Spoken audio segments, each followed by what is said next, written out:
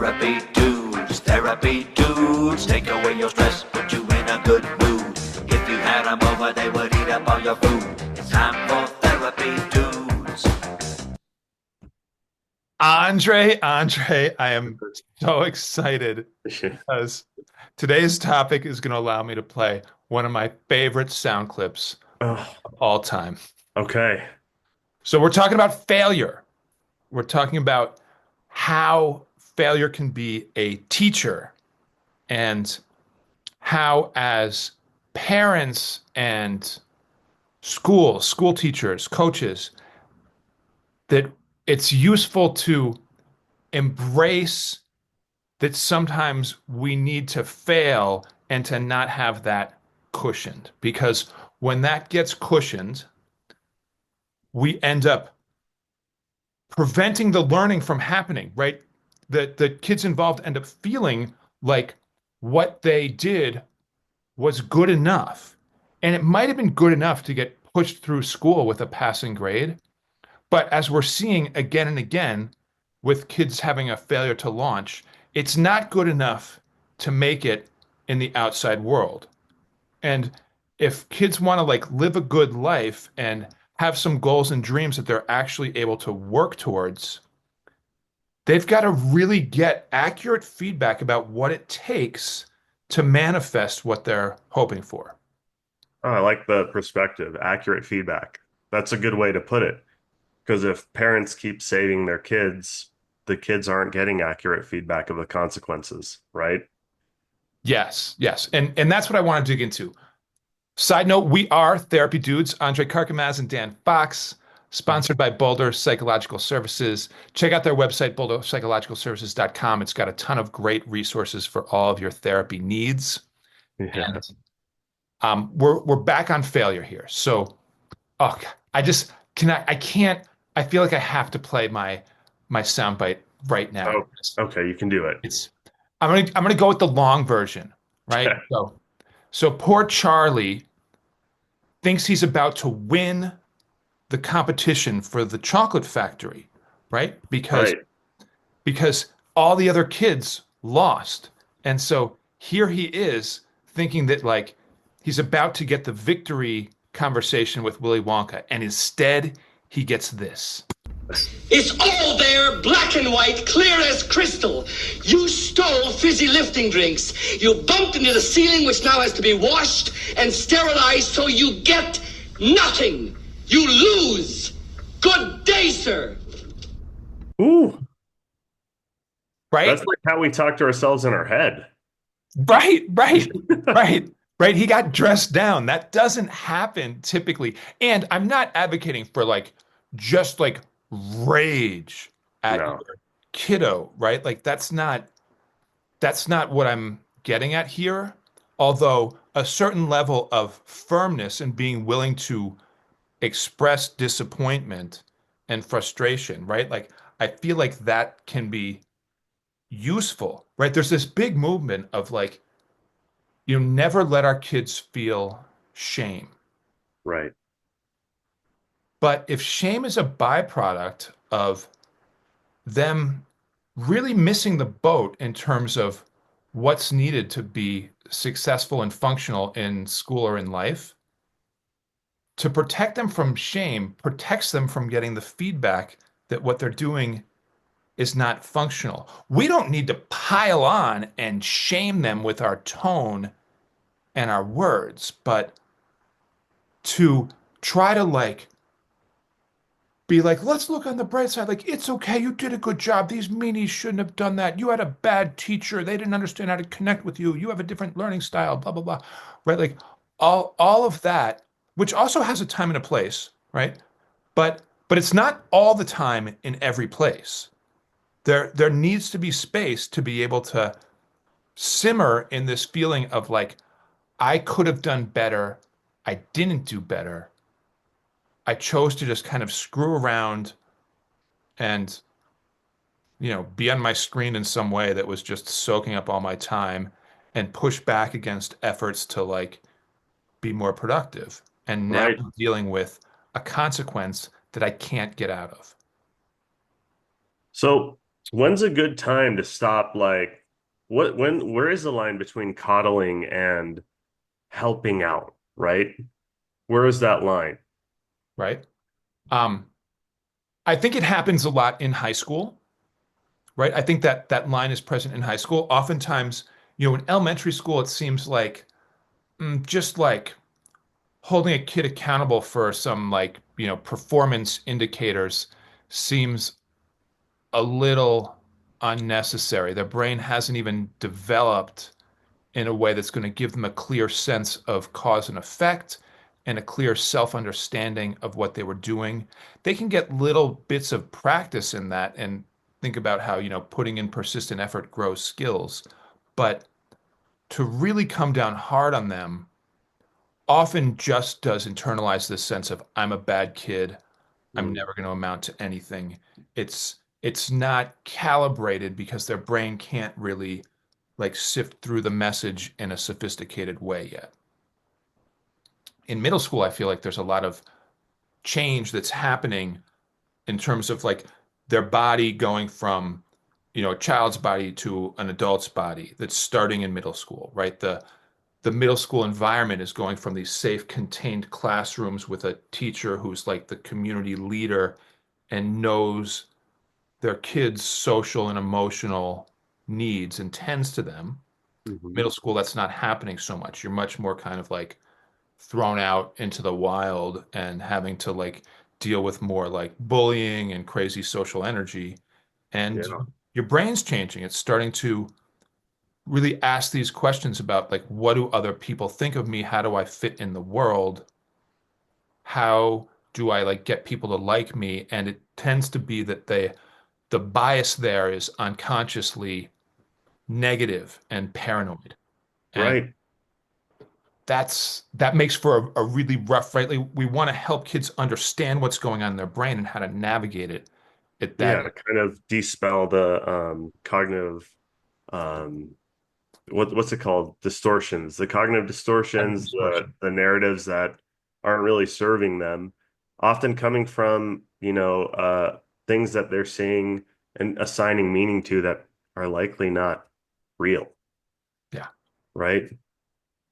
yeah, yeah. Well, and I think that somehow there's a way to hold this energy of unconditional positive regard, and at the same time, right? That's like our humanistic perspective of like, people need to know that their worth and the love that we have for them is not based on conditions, right? But also that they need some feedback about their performance and whether or not that's going to help them to meet the path ahead and the goals that they have for it. And that's really a high school thing, right? Like freshman year, you're kind of adjusting to high school. By sophomore and junior year, it's developmentally time to really start thinking about the future and what kind of, experience you might want to have after high school. Do you want to get a job? What does it take to get a job while you're in high school? Are you trying to make it into like varsity sports? What kind of effort is that going to require? And if we end up accidentally distorting the feedback they get Mhm. by trying to keep them from experiencing a level of like, pain from getting feedback that just doesn't feel warm and fuzzy. Right. That's We're not actually we're actually causing more cognitive distortions for them. right, right? And it They're can not seeing things lead to clearly. conclusions like the world is not fair and Yeah. I'm getting treated unfairly when the reality might be, I mean, the reality could certainly be that they're getting treated unfairly.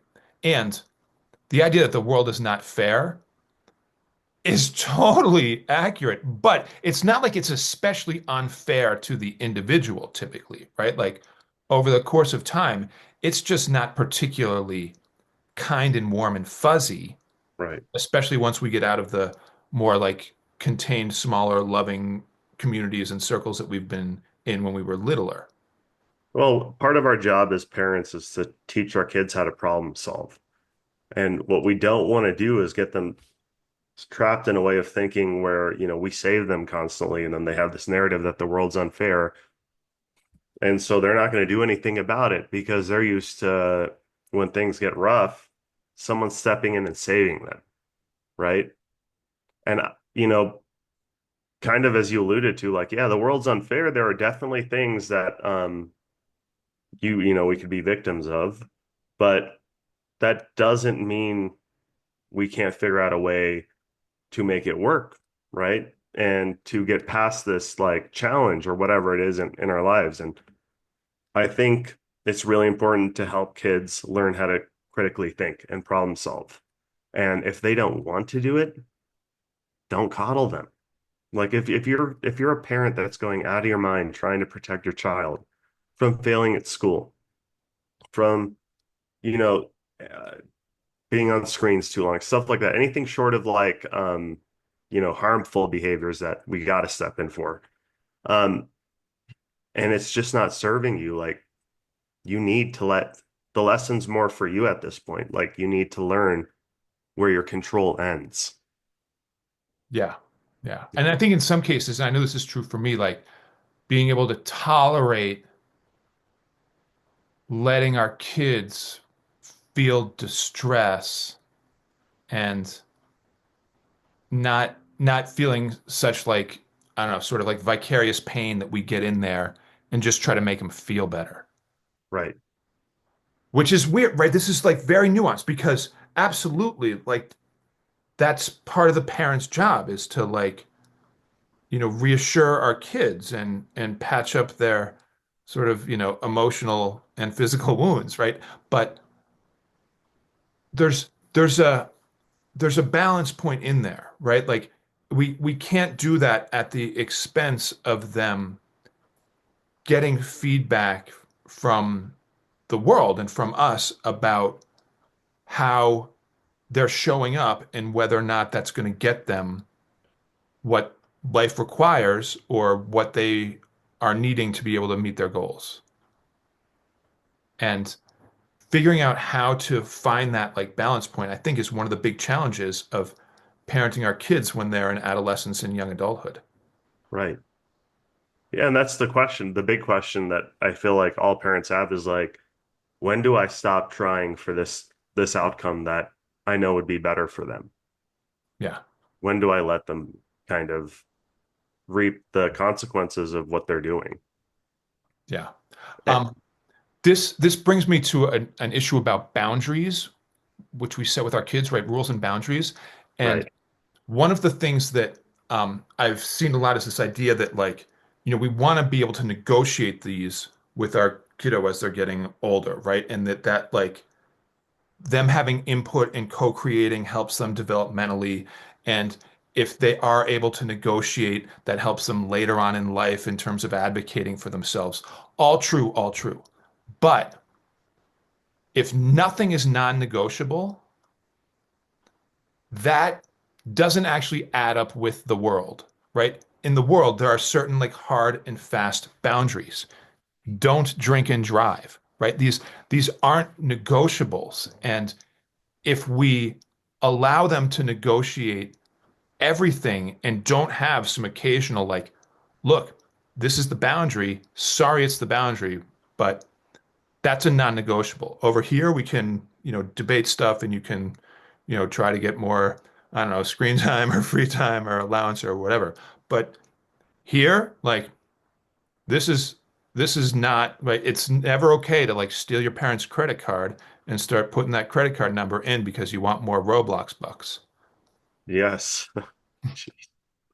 And there needs to be like, clear consequences for things like that and some very firm lines because the world truly has that. Their job will have that. School will have that. College is much more unforgiving than high school. High school, if you plagiarize something, the teacher might just be like, ah, oh, come on, stop doing that. Like, Don't do that. or Yeah. like, come rewrite this, in front of me or something. But in college, it can be like, hey, you're kicked out. That's part of like the student code. And even if you didn't know that that was part of the student code, Like you're have held it accountable written in to the it. code that it's not Yeah. sufficient to be like, I wasn't aware of what I signed that I said I was aware of. And there, like, this is very systematic at the college level that like there is no room for that kind of stuff. Right. And a lot of times kids get like smacked when they leave the house or when they just finish high school and are still like trying to, make it in their own way in a gap year, not necessarily going to college. But it's like they get hit by this firm boundary. And boy, it happens at the college level all the time. Kids who are just kind of screwing around, partying too much, not going to class, and just thinking like, oh, at the end of the year, this always came together in high school. Yeah, it doesn't necessarily work that way in college. Right. It's like all of a sudden you failed 3 classes, they're taking away your scholarship money, and you have to move back home. And your parents are like super pissed because they've wasted tens of thousands of dollars. Exactly. So I don't know, what is our message to parents here? Um, know what your boundaries are, right? Know when it's enabling versus saving, right? And it's okay if your child ends up, it's not favorable, but it's okay if your child ends up failing a semester. Uh, it might cost you money if it's in college. I'm talking more about high school and Yeah. stuff like that, where you should really kind of let them, okay, you don't want to do this? Okay, I'm not going to argue with you. I'm not going to overextend myself. Like, see what happens. Because they do have peers, and their peers are going to see that they're not advancing. They do have consequences socially and, um, basically every real way possible when they don't show up to do the things that are expected of them in society. And we can't, when we put our hand on our kids, like to protect them, metaphorically speaking, all we're doing is we're pulling the strings and they're just doing what we're telling them to do because they know if they don't do it, they're going to get some kind of consequence that they can't avoid. They need to hit the consequences that are part of their own decision making so they can learn to avoid them. Yeah. Does that make sense? It does make sense. And I feel like the amount of time sometimes matters, right? Like sometimes when you get like your momentum sucked out of you or your legs kind of, cut out from under you, that takes a while to regroup, right? It often, is accompanied by our kids feeling more withdrawn and depressed as they realize that the identity that they had for themselves isn't how the world is seeing them. And it's kind of, it is like, it's a shaming experience, right? It doesn't feel great. No. And we can only do so much to like support them through that. Some of that time just sitting there struggling can be really important, right? It's like when you hit rock bottom, the bottom is where you like can start to grow your foundation. You finally like gotten to the bottom, you start from square one, and that can be a really important shift in somebody's mentality and being able to like rebuild when everything's collapsed really matters down the road, right? Being able to look back and be like, oh yeah, I was there back then because I wasn't applying the strategies and the effort that I am now. Yes. Anyway, I want to get into this more in the second podcast on a more personal level of how I've seen this with myself and my kids, and Okay. hear from you about the personal aspects of it. But hopefully, this makes sense to our listener and All right. our listeners are Stalker, actually my favorite stalker. right. We've got a lot of views actually, right? There's been a gradually increasing trend. So hopefully people are getting some use out of this. We will talk to you next time on a more personal level about failure. Therapy dudes, take away your stress, put you in a good mood. If you for therapy dudes. Therapy dudes, take away your stress, put you